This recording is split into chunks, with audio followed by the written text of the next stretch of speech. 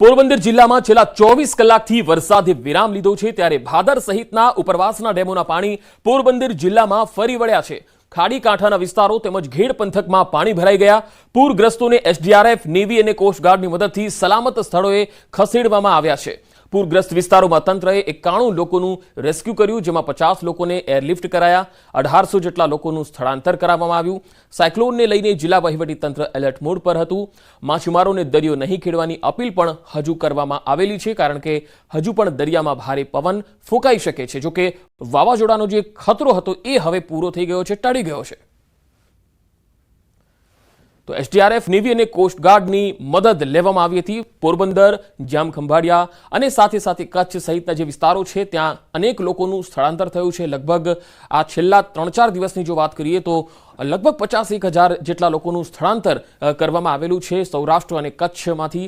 અને જે રીતે અમિત અરોરા, કચ્છના જિલ્લા કલેક્ટર છે, તેમણે પણ જણાવ્યું હતું કે 2200 જેટલા લોકો છે જેમને સ્થળાંતર કરવામાં આવ્યા હતા અને 200 લોકોને રેસ્ક્યુ કરવામાં આવેલા।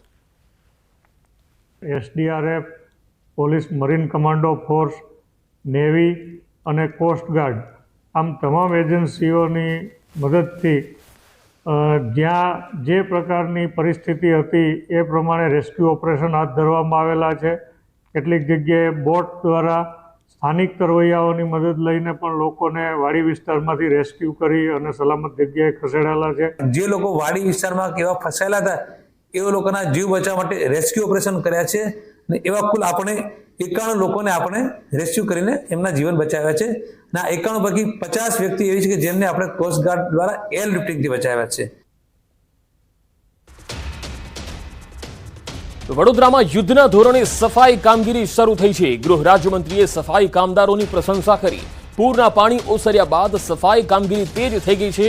રાત્રે હર્ષ સંઘવીએ અધિકારીઓ સાથે બેઠક કરી અને જાતે જ સફાઈ કામગીરીનું નિરીક્ષણ કર્યું। બેઠક સમયે તેમણે 18 કિલોમીટર શહેરમાં ફરીને નિરીક્ષણ કર્યું હતું। દરેક ઝોનમાં સફાઈ કામગીરી અને રોડના પેચવર્કની કામગીરીનું નિરીક્ષણ કર્યું હતું। તમામ ઝોનના નાગરિકોને મળીને આશ્વાસન આપ્યું છે। વડોદરાને રિંગ રોડ 300 અને રિવર ડેવલપમેન્ટ માટે 1200 કરોડની ફાળવણી કરવામાં આવી છે। હજુ વધુ જરૂર પડશે તો સરકાર આપવા માટે તૈયાર છે।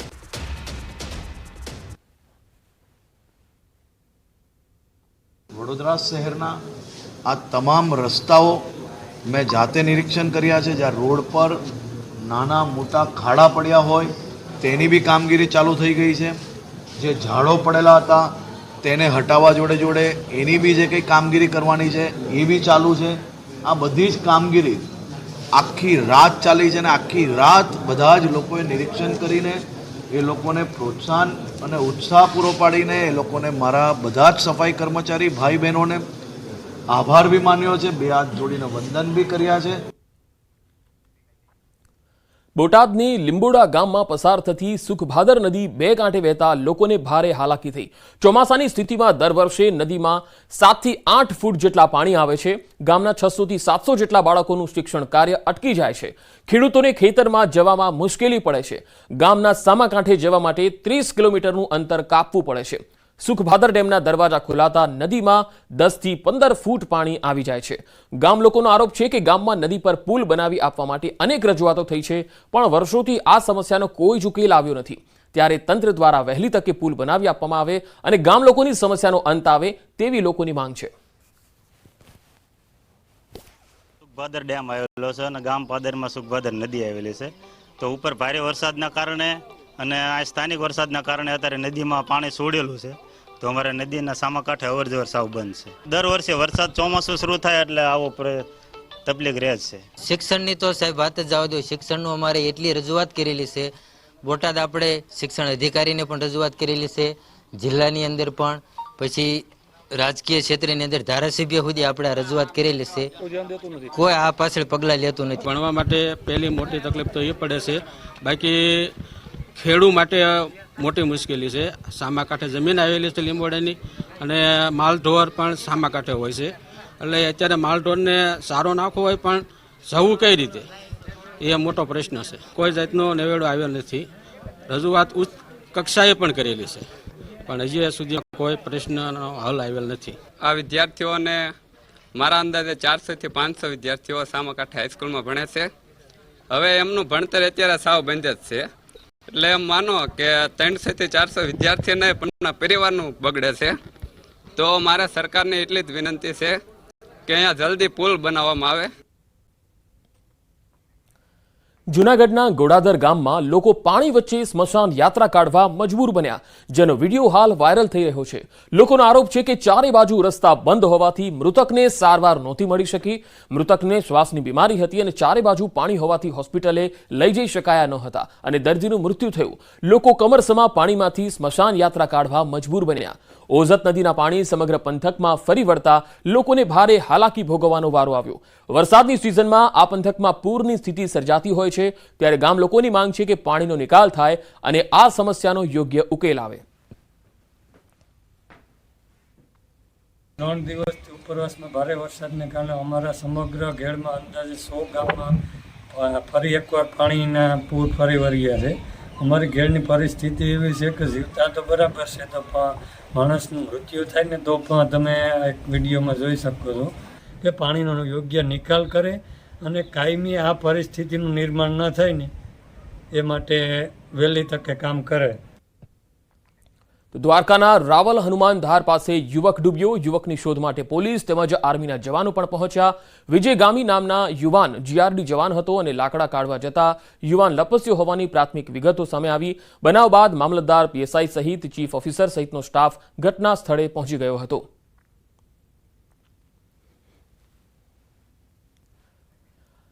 આ તરફ અમદાવાદમાં એસપી રિંગ રોડ પરથી પસાર થતા વાહન ચાલકો માટે મહત્વના સમાચાર. એસપી રિંગ રોડ પરનો ત્રાગડ અંડરપાસ ફરીથી શરૂ થશે. ત્રાગડ અંડરપાસની સફાઈ કરી વાહન ચાલકો માટે શરૂ કરવામાં આવશે. ભારે વરસાદ બાદ પાણી ભરાતા ત્રાગડ અંડરપાસ બંધ કરાયો હતો અને લોકોની મુશ્કેલી પણ ખૂબ જ વધી ગઈ હતી, કારણ કે લોકોને કિલોમીટર સુધી ફરીને જવું પડતું હતું અને ખૂબ જ અગવડતાનો સામનો કરવો પડતો હતો. આખરે તંત્ર હવે આ અંડરપાસમાં જે પાણી ભરાયેલા છે તેને નિકાલની કામગીરી શરૂ કરવા જઈ રહી છે, જેના કારણે હવે વાહન ચાલકો માટે અહીંયા એક રાહતના સમાચાર કહી શકાય. ઓડા રિંગ રોડ છે એ Ahmedabad ring road infrastructure limited એટલે કે સદભાવ ગ્રુપ દ્વારા મેનેજ કરવામાં આવી રહ્યું છે. એના સ્ટાફ અને કર્મચારીઓ દ્વારા 60 કલાકના અથાગ પ્રયત્ન બાદ લગભગ 10 થી 12 ડીવોટરિંગ હેવી ડ્યુટી પંપ લગાવી અને આ પાણી દૂર કરવામાં આવેલું છે. સૌરાષ્ટ્રમાં પડેલા ભારે વરસાદને લઈને ઠેર ઠેર તારાજી જોવા મળી રહી છે, ત્યારે જામનગર અને દેવભૂમિ દ્વારકા જિલ્લામાં અનેક વીજ પોલ તેમજ વીજ ટ્રાન્સફોર્મર ક્ષતિગ્રસ્ત બન્યા છે, જેમાં કુલ 589 હેવી પોલ અને 60 વીજ પોલ ધરાશાયી થયા છે. ઉપરાંત 18 ટ્રાન્સફોર્મર ક્ષતિગ્રસ્ત થતા સમારકામની પ્રક્રિયા હાથ ધરાઈ છે.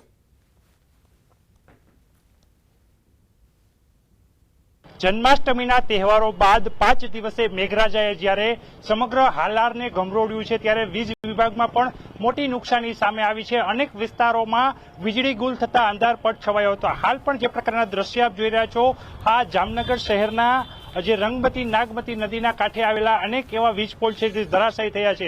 સમગ્ર હાલારની વાત કરીએ તો જામનગર અને દેવભૂમિ દ્વારકા જિલ્લામાં 650 થી વધુ વીજ પોલ અને હેવી પોલ, આ ઉપરાંત 18 ઇલેક્ટ્રિક ટ્રાન્સફોર્મર છે તે ક્ષતિગ્રસ્ત થયા છે, જેને લઈને વીજ પુરવઠો છે તે ખોરવાયો છે. જે પ્રકારના દ્રશ્યો આપ જોઈ રહ્યા છો, વીજ વિભાગને પણ આ વરસાદી તારાજીએ બાકાત નથી રાખ્યો. ત્યારે જામનગર અને દેવભૂમિ દ્વારકા જિલ્લામાં હાલ પણ કેટલાય એવા સ્થળો છે કે જ્યાં વીજ વિભાગ દ્વારા તાત્કાલિક વીજ પુરવઠો કાર્યરત કરવા ટ્રાન્સફોર્મર સહિતના વીજ પોલો છે તે ઉભા કરવામાં આવી રહ્યા છે અને હજી પણ કેટલાય વિસ્તારો 5 દિવસના જે વરસાદી વિરામ બાદ પણ અંધારપટમાં જોવા મળી રહ્યા છે. ત્યારે વીજ વિભાગનું તંત્ર પણ હવે જે વરસાદી તારાજીમાં ક્યાંક ને ક્યાંક નુકસાન હતું તેમાંથી બેઠું થવા હાલ આગળ આવ્યું છે.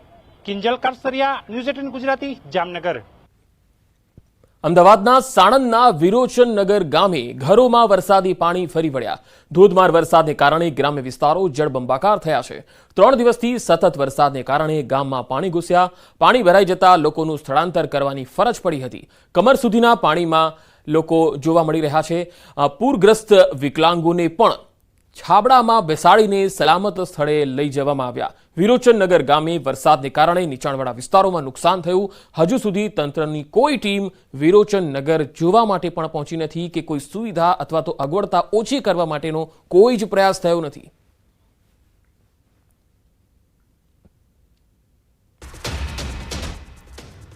તો વડોદરાથી અહેવાલ આવી રહ્યા છે પૂરના પાણી તો ઓસર્યા પરંતુ મગરનો ત્રાસ હજુ પણ યથાવત છે। શહેરમાંથી વધુ એક મગરનું રેસ્ક્યુ કરવામાં આવ્યું। મુંજ મહુડા વિસ્તારમાંથી મહાકાય મગરનું રેસ્ક્યુ થયું। જીવદયા પ્રેમી સંસ્થા અને વન વિભાગ દ્વારા 10 ફૂટના મગરનું રેસ્ક્યુ કરવામાં આવ્યું। 10 ફૂટના મગરનું રેસ્ક્યુ કરવા 10 લોકોએ જહેમત ઉઠાવવી પડી। શહેરમાં પૂર દરમિયાન માત્ર 3 દિવસમાં કુલ 23 મગર અને 80 સરીસૃપોનું રેસ્ક્યુ કરવામાં આવ્યું। તમામ મગરોને 8-10 કલાક રાખી નદીમાં છોડી દેવાશે।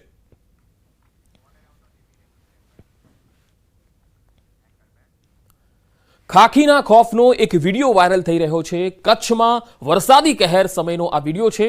મુન્દ્રાના ડાક બંગલા વિસ્તારમાં વરસાદી પાણી ભરાયેલા વિસ્તાર પાસે એક ખાકી વર્દીધારી જવાન એક કામદારને લાઠીથી ફટકારી રહ્યો હોવાનો આ વિડીયો છે। વરસાદી આપદા સમયે પોલીસની બિરદાવવા લાયક કામગીરી પણ હતી। એવામાં આ વિડીયો ખાખીના બીજા રૂપને બતાવે છે। જો કે કામદારને કેમ ફટકારવામાં આવે છે તેનું કારણ હજુ અકબંધ છે। ડાક બંગલા વિસ્તારનો આ વિડીયો છે। કચ્છના મુન્દ્રા વિસ્તારનો જે વાયરલ થઈ રહ્યો છે। કામદારને લાઠીથી ફટકારતો ખાકી વર્દીધારી જવાન જોવા મળે છે। જો કે તેને કેમ ફટકારવામાં આવી રહ્યો છે તેનું કારણ હજુ અકબંધ છે, સામે આવી શક્યું નથી। વરસાદી કહેરમાં એક તરફ પોલીસના જવાનો જે પૂરગ્રસ્ત વિસ્તારોમાં જે લોકો છે, અસરગ્રસ્તો છે, તેમના માટે દેવદૂત પણ બની રહ્યા છે, તો બીજી તરફ એક બીજો રૂપ પણ છે જે તમે તસવીરોમાં જોઈ શકો છો કે પોલીસના વર્દી જવાન એક કામદારને ફટકારી રહ્યા છે લાકડીથી। વધુ માહિતી સાથે કચ્છથી સંવાદદાતા મેહુલ સોલંકી જોડાયા છે। મેહુલ, આજે જવાન કામદારને ફટકારી રહ્યો છે, શું કારણ હતું? જે ચોક્કસથી વાત કરી તો આ વિડીયો છે તે વાયરલ થયો છે તે મુન્દ્રા તાલુકાનો છે।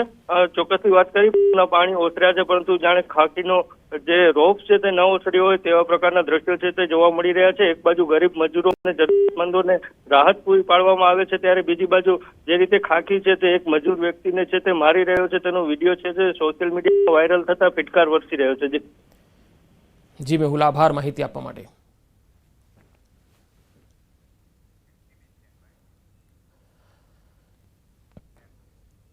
એવું નથી કે માત્ર ગુજરાતમાં પરંતુ અન્ય રાજ્યોમાં પણ વરસાદને કારણે સ્થિતિ ખરાબ થતી જઈ રહી છે। છત્તીસગઢમાં મુશળધાર વરસાદ પડ્યો છે। અહીંયા નદીના વહેણ રસ્તાઓ પર આવી રહ્યા છે। રસ્તા પર નદી વહેતી હોય એવા દ્રશ્યો છે અને 30 ગામના લોકોનો સંપર્ક તૂટ્યો છે।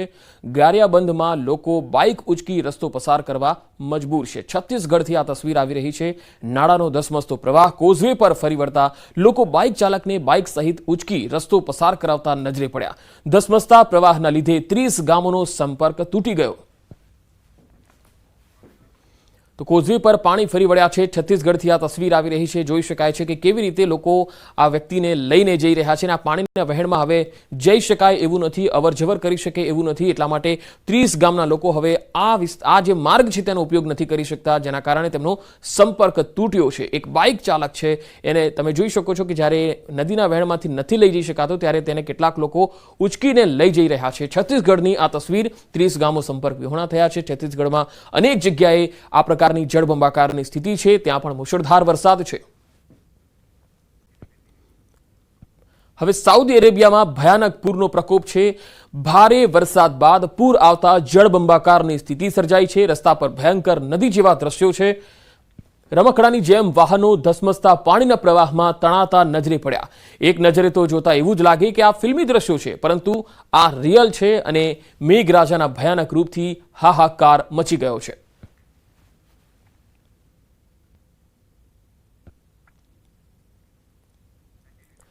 આ તરફ જાપાનમાં પણ ભયાનક વાવાઝોડાનો વિડીયો સામે આવ્યો છે। જાપાનમાં આવેલા ભયંકર વાવાઝોડાનો વિડીયો વાયરલ થયો। વર્ષનું સૌથી શક્તિશાળી વાવાઝોડું શાન ત્રાટક્યું। 252 કિલોમીટરની ઝડપે ફૂંકાયેલા ભયજનક પવનના દ્રશ્યો તમે જોઈ શકો છો અને જાપાનમાં શાન વાવાઝોડાએ કહેર વરસાવ્યો છે।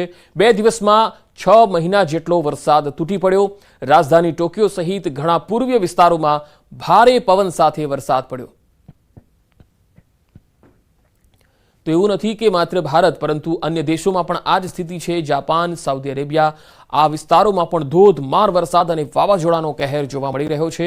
જાપાનમાં ખોફનાક વાવાઝોડાનો વિડીયો સામે આવ્યો છે, જેમાં જોઈ શકાય છે 252 કિલોમીટર પ્રતિ કલાકની ઝડપે પવન ફૂંકાઈ રહ્યો છે અને આ ભયંકર વાવાઝોડાનો વિડીયો છે જેમાં બધું જ તહેસ નહેસ થઈ જાય એ પ્રકારે હવા ફૂંકાઈ રહી છે।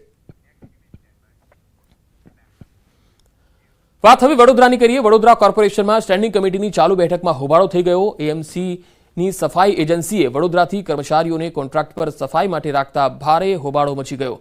યુવાનોને એજન્સીએ નાણાં ન ચૂકવતા હોબાળો કર્યો. કોર્પોરેશનની ઓફિસે પહોંચી સ્ટેન્ડિંગ કમિટીની બેઠકમાં જઈને હોબાળો કર્યો.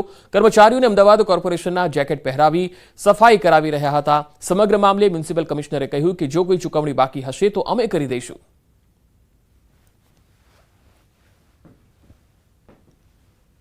જો એમણે અહીંથી વડોદરાના લોકોને અમદાવાદ કોર્પોરેશને હાયર કર્યા તો અમદાવાદની કોટી પહેરવી એમાં કોઈ ખોટું નથી, પણ એમના કંઈ પણ પ્રશ્નો હોય પેમેન્ટના કે બીજા કંઈ પણ એમને સોલ્વ કરવા બંધાયેલા છે. અને ભવિષ્યમાં જો વડોદરાના યુવાનો હોય ને વડોદરા કોર્પોરેશન રાખશે તો અમે એમને રાખશું પણ ખરા. આગળ વધુ સમાચારો પર નજર કરીશું. હાલ રોકાઈશું એક બ્રેક માટે.